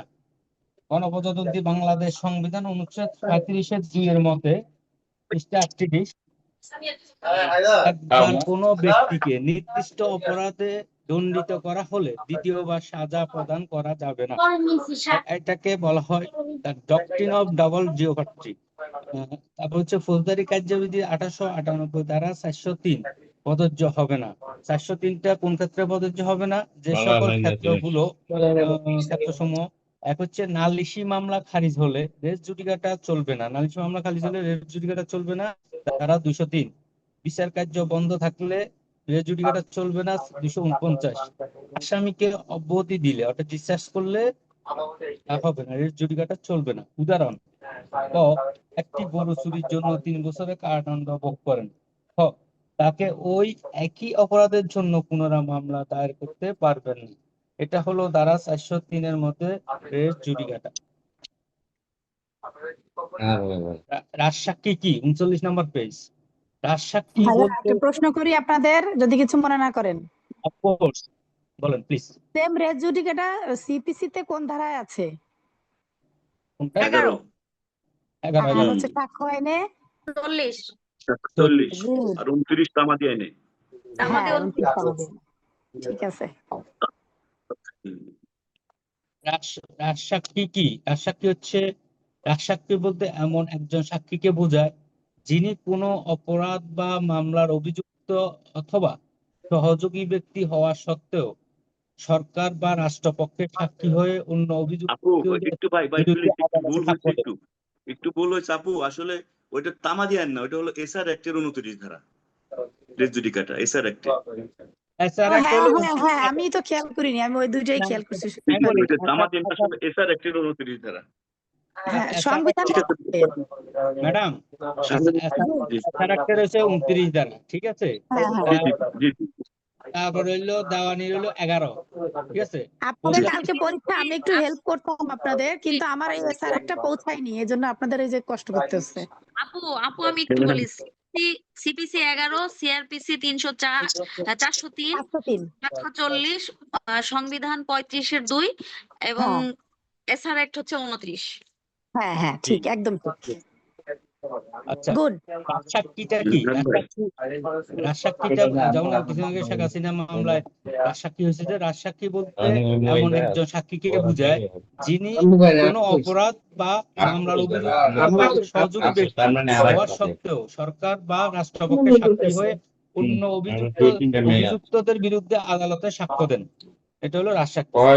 কোনো অপরাধে জড়িত একজন ব্যক্তি নিজে বা অন্য কোনো কারণে রাষ্ট্রপক্ষকে সহযোগিতা করে মূল অপরাধী বা ঘটনাটি সম্পর্কে আদালতের তথ্য ও সাক্ষ্য দিলে তাকে রাজসাক্ষী বলে। ফৌজদারি কার্যবিধি 1898 ধারা 337 মতে হাইকোর্ট বা দায়রা আদালত প্রথম শ্রেণীর ম্যাজিস্ট্রেট এমন অপরাধ করেন যার শাস্তি 7 বছর থেকে 10 বছরের কারাদণ্ড, এমন অপরাধের অনুসন্ধান, বিচার ও তদন্তের যে কোনো পর্যায়ে অপরাধী সহযোগীকে ক্ষমা করা সত্ত্বে যে সাক্ষী হিসাবে গ্রহণ করেন তাকে রাজসাক্ষী বলে। 7 থেকে 10 বছর হাইকোর্টে যে শাস্তি দেয় 7 বছর থেকে 10 বছরের কারাদণ্ড, এমন অপরাধের অনুসন্ধান, বিচার ও তদন্তের যে কোনো পর্যায়ে অপরাধী সহযোগীকে ক্ষমা করা সত্ত্বে যে সাক্ষী হিসাবে গ্রহণ করেন তাকে সাক্ষী হিসাবে গ্রহণ তাকে রাজসাক্ষী বলে। উদাহরণ: ক, খ, গ তিনজন মিলে গ কে হত্যা করলো। তাদের মধ্যে ক আদালতের নিকট খ গয়ের বিরুদ্ধে সাক্ষী দিল। এখানে ক হলো রাজসাক্ষী। যে সকল অপরাধের রাজসাক্ষী হওয়া যায়: 1. দায়রা আদালতে বিচারযোগ্য এমন অপরাধ। 2. কমপক্ষে 7 বছর থেকে 10 বছর কারাদণ্ডে দণ্ডনীয় অপরাধ। 3 হচ্ছে সাবাস। 3 হচ্ছে আরেকবার সাবাস। বলেন, হ্যালো, এই পয়েন্টটা আরেকবার বলেন যে আচ্ছা, এটা হচ্ছে ওই যে রাজসাক্ষী কোন কোন অপরাধের ক্ষেত্রে রাজসাক্ষী হওয়া যায়। এই যে দুইটা পয়েন্ট মনে রাখবেন। একটা হচ্ছে দায়রা আদালতে বিচারযোগ্য এমন অপরাধ, যেটা কন্টিনিউ চলতেছে এমন অপরাধের ক্ষেত্রে। আর দ্বিতীয়ত হচ্ছে যে এই অপরাধ কমপক্ষে 7 থেকে 10 বছরের কারাদণ্ডে দণ্ডনীয়। হ্যাঁ, এই দুই ক্ষেত্রে রাজসাক্ষী হওয়া যায়। আচ্ছা, এবার হচ্ছে সাপে সাক্ষী। সাপে সাক্ষী তো বুঝেন, নিজের পক্ষে যে বক্তৃতা দেওয়া হয়। আচ্ছা, উত্তর: সাপাই সাক্ষী বলতে এমন সাক্ষীকে বোঝায় যিনি আসামির পক্ষে সাক্ষ্য দেন এবং আসামির নির্দোষিতা বা আত্মপক্ষ সমর্থনে আদালতের সামনে বক্তব্য প্রদান করেন, তাকে সাপাই সাক্ষী বলে।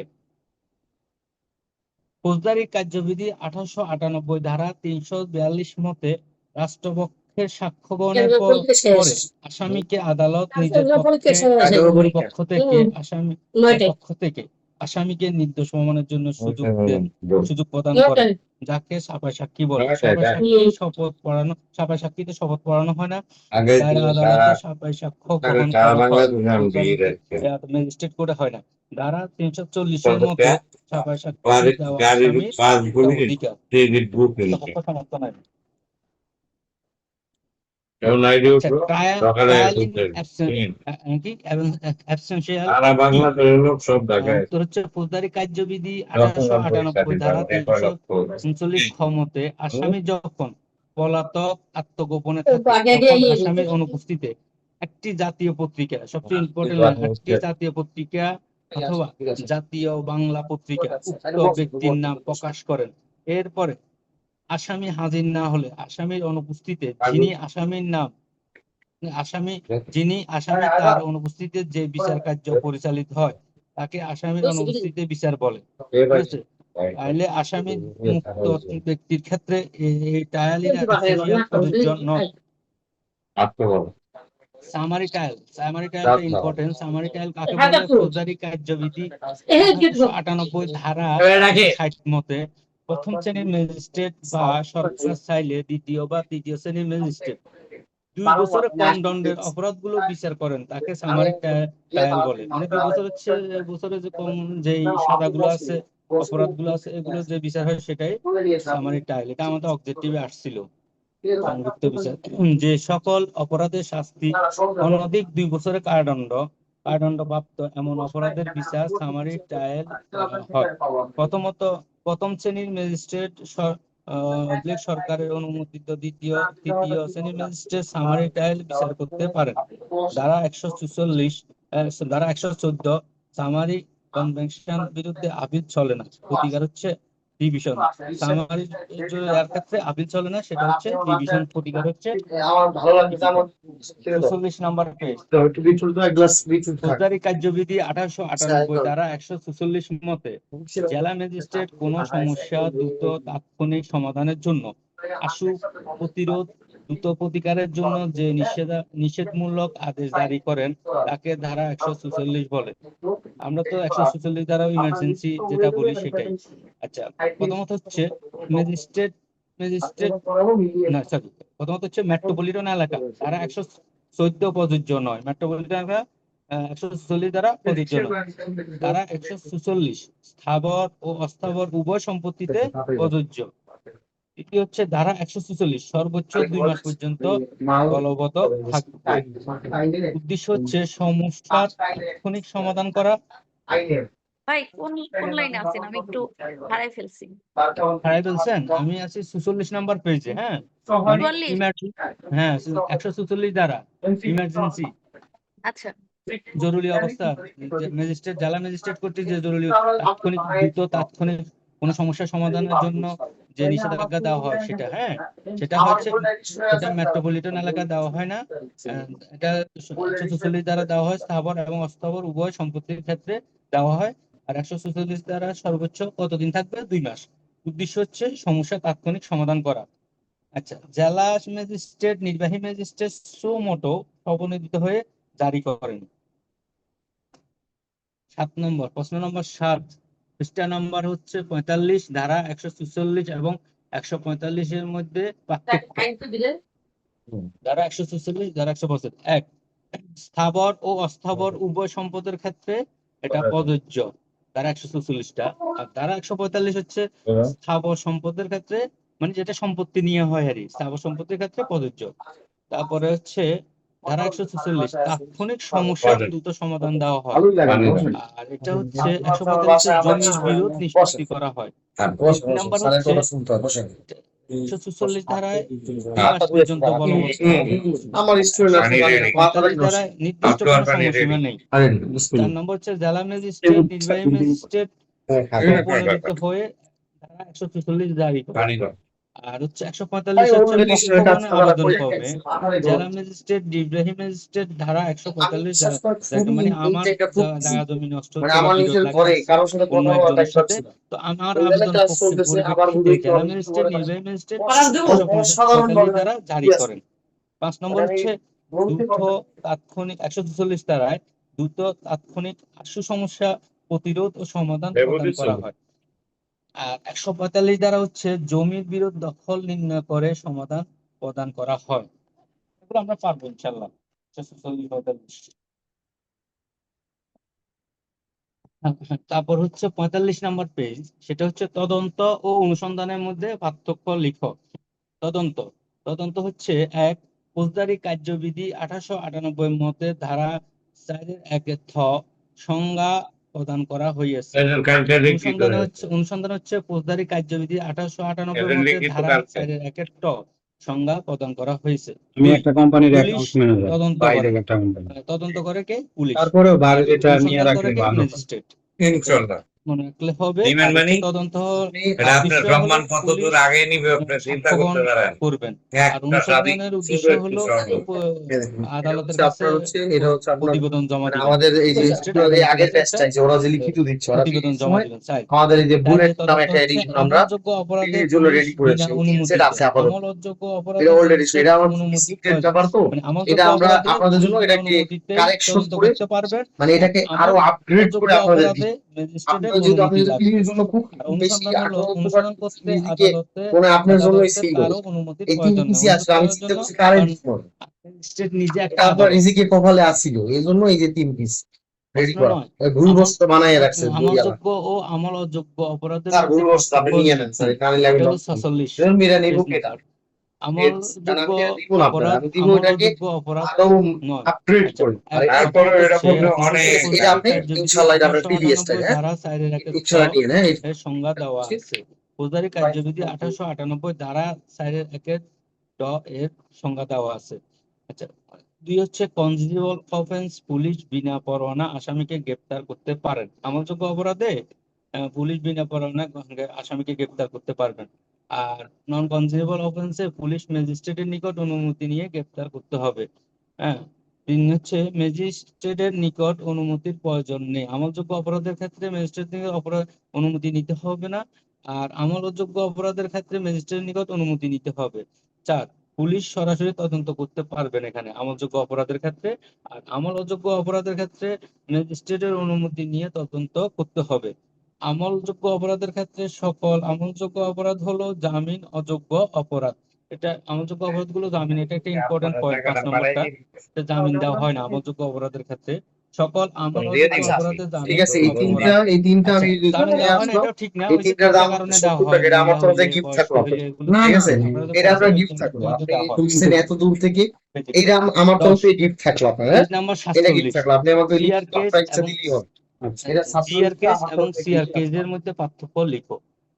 জিআর কেস ক্লাস আর হবে কেস আপনি এক, ইয়ে থানা করবেন দায়ের করে। আপনি কিন্তু জিআর কেসটা চোদ্দ থানায় দায়ের করা হয়, প্লাস এইটা ওই যে এমসিকিউ সিআর কেসটা আদালতে দায়ের করতে হয়।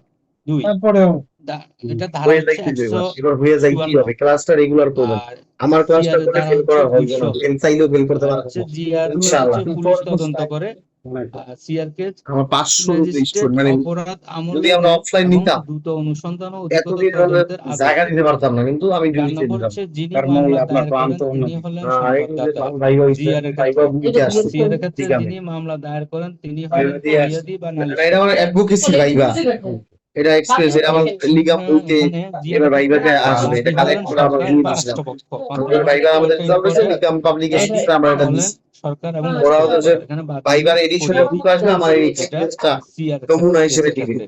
6 নম্বর হচ্ছে আমার এসি সিআর এর ক্ষেত্রে মামলা পরিচালনা 17 করেন পাবলিক ঠিক আছে, তো প্রসিকিউটর। আমি একদম একদম শেষ।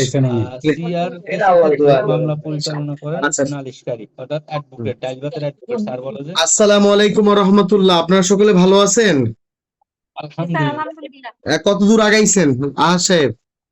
47 নম্বর 47-এ গেছেন গা, এত দূরে গেছেন গা। আচ্ছা, তাহলে আর শোনেন, আপনারা একটু 33-এ আসেন, আমি 2-3টা পিকিং লাইন বলে দিই আহাদ সাহেব, ঠিক আছে?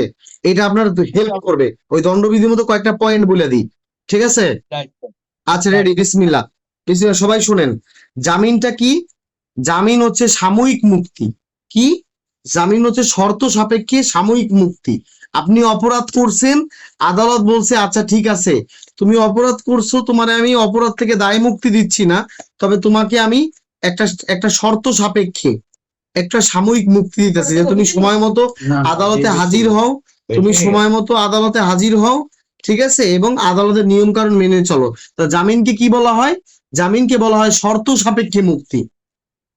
জামিনকে বলা হয় শর্ত সাপেক্ষে মুক্তি। জামিন হচ্ছে একটা আইনি অধিকার, আইনগত অধিকার। কেমন? এরা মাথায় রাখবেন। তারপর খেয়াল করে দেখেন, জামিনের উপাদান হচ্ছে 2টা, বেইল অ্যান্ড বন্ড, অর্থাৎ বন্ড লাগবে এবং জিম্মাদার লাগবে জামিন হইতে। 496-তে বলা আছে, 496-তে বলা আছে যে আমল অযোগ্য অপরাধ মানে পিচ্ছি পিচ্ছি ছোট ছোট অপরাধ, যেই অপরাধে ম্যাজিস্ট্রেটের অনুমতি ছাড়া পুলিশ গ্রেফতার করতে পারে না, ছোট ছোট অপরাধের ক্ষেত্রে আদালত জামিন দিতে কি বলেন তো? বাধ্য। কি বলেন তো? বাধ্য। এটা আদালতের জন্য আদেশ সূচক। ছোট অপরাধ করছে, খালি আইনজীবী বলবে ইওর অনার এ ছোট অপরাধ করছে, একটা জামিন দেন, টাস করে জামিনটা দিয়ে দিবে। এটা হইছে উকিলদের একটা বাছার উপায়। উকিলরা কোর্ট প্র্যাকটিস করে, যে উকিল আইন জানে না তার বাছার একটাই উপায়, 496 ঠিক আছে? আশা করি বুঝতে হ্যাঁ, ইনশাল্লাহ বুঝতে পেরেছেন। হ্যাঁ, এবার আসেন 497, আমল অযোগ্য অপরাধ। আমল অযোগ্য অপরাধ মানে বড় অপরাধের ক্ষেত্রে আদালত অবশ্যই অবশ্যই জামিন দিবেন না, আদালত কোনোভাবে জামিন দিবে না, প্রশ্নই ওঠে না, ঠিক আছে? তবে 3টা ক্ষেত্রে জামিন দেবে, এই ব্যতিক্রম, যে যার বয়স 16-র নিচে, স্ত্রী লোক এবং অসুস্থ ব্যক্তি। এই অসুস্থের কথা কয়ে জামিন নেওয়া, এটা কি? এটা আইনজীবীদের একটা হাতিয়ার, যে মাই লর্ড আমার এই আসামি অসুস্থ, একটা জামিন দেন, বুঝতে পেরেছেন? এখান থেকে আসছে প্র্যাকটিসে। আর এই হচ্ছে 498 অ্যান্টিসিপেটরি বেইল, এটা হচ্ছে ইন্ডিয়ান লিডিং কেস থেকে আসছে। অ্যান্টিসিপেটরি বেইলের যে কনসেপ্টটা কোথা থেকে আসছে? Indian CrPC, the code of the CrPC of India, the Indian criminal procedure 1973, ওইখানে অ্যান্টিসিপেটরি বেইল সম্পর্কে বলা আছে। বাংলাদেশে এই কনসেপ্টটা আসছে 498-তে, যে আগাম জামিন মানে অপরাধ করার আগেই জামিন। এটা কোন কোন আদালত দেয়? 2 আদালত দেয়, দায়রা, হাইকোর্ট। কেমন? 3 কারণে দেয়। এটা নাম জানি একটু। বলেন। The Indian The Indian Criminal Procedure, the Indian Code of Criminal Procedure 1973.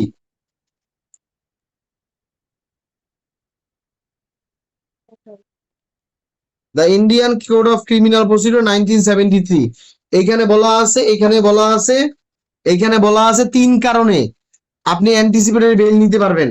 এক হচ্ছে রাজনীতির শিকার, আপনি রাজনৈতিক শিকার। 2, অধস্তন আদালতে হাজির হওয়া আপনার জন্য লজ্জার ব্যাপার, হাজির হওয়া সম্ভব না।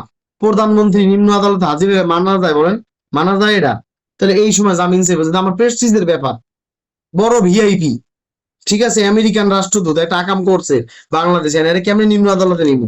তো এর উচ্চ আদালতে নিতে হইব, এবং আলাদাভাবে আদালত স্বপ্রণোদিত হই, আল্লাহ এত ভিআইপি মানুষ আকাম একটা করছে, কি করবো? আগাম জামিন দিয়ে বহায় রাখো। কথা কি বুঝতে পেরেছেন? এইটা একটা বিশাল হাতিয়ার। বড় বড় আপনারা যখন টপ ক্লাস ব্যারিস্টার হবেন, টপ ক্লাস আইনজীবী হবেন, তখন এইটা দিয়ে অর্থ উপার্জন করতে পারবেন। ঠিক আছে, এইবার আসেন রেজ জুডিকাটা, এগুলি আর বলবো না। একই কারণে, একই বিষয়ে, ঠিক আছে, কোনো একটা আসামি চুরি করছে, একই কারণে তার একবার শাস্তি হয়েছে চুরির, ওই আবার দ্বিতীয়বার বিচারে বসান যাবে না। ক্লিয়ার সবাই? রাজসাক্ষীটা কি? 39 রাজসাক্ষী হচ্ছে দুষ্কর্মে সহযোগী আসামি। 3 বন্ধু মিলে ডাকাতি করছে, এক বন্ধু কি করছে? আদালতে বলে দিছে যে আমি সহ এরা 3 জন ডাকাতি করছি। এটাকে বলা হয় কি? রাজসাক্ষী। কি বলা হয়? রাজসাক্ষী। রাজসাক্ষী। আশা করি বুঝতে পেরেছেন, সুন্দর করে পড়বেন ইনশাআল্লাহ। ভালো হয়েছে? আচ্ছা, ভালো হয়েছে। আচ্ছা, সাফাই সাক্ষী। সাফাই সাক্ষী কি? সাফাই সাক্ষী হচ্ছে আসামি যখন ধরা খেয়ে গেছে, এখন সব অপরাধ আদালত প্রমাণ করে দিয়েছে, আসামিকে বাঁচানোর জন্য, আসামিকে বাঁচার একটা সুযোগ দিছে। ঠিক আছে, যাও তুমি তোমার নিজেকে নির্দোষ প্রমাণ করে খালাস নিয়ে নাও। এই যে আদালত একটা যে সময় দিয়েছে, আদালত যে একটা সুযোগ দিয়েছে সাক্ষীকে নিজের দোষ থেকে অব্যাহতি দেওয়া, নিজেকে নির্দোষ প্রমাণের যে একটা সুযোগ দিয়েছে, এটাকে কি বলা হয়? এইটাকে বলা হয় রাজসাক্ষী। কেমন? সাফাই সাক্ষী না স্যার? সরি, সাফাই সাক্ষী, সাফাই সাক্ষী। তো এবার সবাই লেখেন, সাফাই সাক্ষী হচ্ছে the elements, the components of natural justice. সাফাই সাক্ষী হচ্ছে ন্যাচারাল জাস্টিসের অংশ, যে একটা মানুষ যে নিরপরাধ এটা প্রমাণ করার সুযোগ আইন আপনাকে দিবে। ট্রাস্ট করে আপনাকে অ্যারেস্ট করা যাবে না, আপনাকে হুট করে অ্যারেস্ট করা যাবে না। It's a part of natural justice. কথা কি বুঝতে পেরেছেন? Sir the component of natural justice. এবার আসেন 42 পৃষ্ঠা, ট্রায়াল ইন অ্যাবসেন্সিয়া, ধারা 339-এর খ। এইখানে বলা আছে আসামি যখন পালায়ে গেছে, আত্মগোপন হয়ে গেছে, এখন ওর জন্য কি বিচার থেমে থাকবে? তখন ওর অনুপস্থিতিতে বিচার হবে। এটাকে বলা হয় ট্রায়াল ইন অ্যাবসেন্সিয়া। ঠিক আছে, একটা জাতীয়, আগে ছিল 2টা জাতীয় পত্রিকা, এখন সংশোধনীতে এই যে একটা জাতীয় পত্রিকার নাম দিয়ে দিব, ও হারাই গেলে মরিয়ে গেলে জাগা, ওর নামে বিচার হবে, শেষ। তবে জামিনে মুক্তপ্রাপ্ত আসামির ক্ষেত্রে এটা প্রযোজ্য না। সামারি ট্রায়াল, সংক্ষিপ্ত বিচার। সামারি ট্রায়াল, সংক্ষিপ্ত বিচার, এখানে বলা আছে 2 বছরের কম এমন অপরাধের আদালত যে বিচার করে সরকারের অনুমতিতে, এখানে খেলা আছে প্রথম ক্লাস ম্যাজিস্ট্রেট, প্রথম শ্রেণী ম্যাজিস্ট্রেট সব পারে। বলেন, প্রথম শ্রেণী ম্যাজিস্ট্রেট কি পারে? সব পারে। সব পারে। ঠিক আছে, প্রথম শ্রেণী ম্যাজিস্ট্রেট কি করে? সব পারে। ফার্স্ট ক্লাস ম্যাজিস্ট্রেট সব পারে। ফার্স্ট ক্লাস ম্যাজিস্ট্রেট কি পারে? সব পারে। ঠিক আছে, 2 বছরের কম অপরাধ। ঠিক আছে, এটাকে বলা হয় সামারি ট্রায়াল। 2 বছরের কম অপরাধ। এই সামারি ট্রায়ালের বিরুদ্ধে কি চলে না? বলেন, আপিল চলে না। কি চলে না? চলে রিভিশন। এবার নতুন সংশোধনীতে আসছে, সামারি ট্রায়াল বলতে কত টাকা? 5,000 টাকার নিচের ব্যাপারকে সামারি ট্রায়াল বলা হয়, ঠিক আছে? 5,000 টাকার নিচে, বুঝতে পেরেছেন? 5,000 টাকার নিচে স্যার? হ্যাঁ, ম্যাজিস্ট্রেট যদি 5,000 টাকার নিচে জরিমানা আরোপ করে, এর বিরুদ্ধে আর সামারি ট্রায়ালের বিরুদ্ধে আপিল করা যাবে না। ক্লিয়ার? এটা আমরা সংশোধনীতে বসাইনি, কারণ দরকার নাই, অপ্রয়োজনীয় কথা লিখলে মাথা ঘুরাইবে। এবার 144, জেলা ম্যাজিস্ট্রেট একটা সমস্যা দ্রুতভাবে তাৎক্ষণিকভাবে সমাধানের জন্য নিজের তরফ থেকে যে নিরোধকমূলক আদেশ জারি করেন, সেটাকে বলা হয় ধারা 144। এটা স্থাবর অস্থাবর উভয় সম্পত্তির ক্ষেত্রে প্রযোজ্য। 2 মাসের বেশি এরা কার্যকর হয় না, বলবৎ হয় না। কয় মাস? 2 2 মাস। মাস। এটা পিলির জন্য ইম্পর্টেন্ট। 2 মাসের বেশি কার্যকর হয় না 144। এবং মহানগর এলাকায় 144 চলে না। না। এবার 144 আর 145 এর মধ্যে পার্থক্য কি?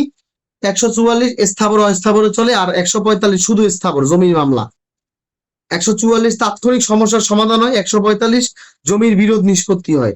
144 2 মাস পর্যন্ত বলবৎ থাকে, 145 নির্দিষ্ট কোনো সময়সীমা নাই। 144 জেলা ম্যাজিস্ট্রেট, নির্বাহী ম্যাজিস্ট্রেট স্বপ্রণোদিত হয়ে জারি করে। আর 145 কি করে? জেলা ম্যাজিস্ট্রেট পক্ষগণের আবেদন ক্রমে জারি করে। 144 দ্রুত তাৎক্ষণিক আশু সমস্যার সমাধান দেওয়া হয় এবং জমির বিরোধ বা দখল নির্ণয় করা হয়। আপনারা যে এতক্ষণ পড়াইলাম, এখান থেকে একটা প্রশ্ন 100% ইনশাল্লাহ আসবে। আপনারা কি পার্থক্যগুলি পড়ছেন না? 47 পর্যন্ত? 47 পর্যন্ত পড়ছেন? জি। তাহলে আশা করি 47 এর নিচে। 47 পর্যন্ত পড়ছেন না? GR case, CR case. জি স্যার। জি স্যার। আচ্ছা, এবার 48 থেকে পড়া শুরু করেন। 48 থেকে বলেন। 48 থেকে বলেন। আচ্ছা স্যার নতুনরা পড়তে পারবো না।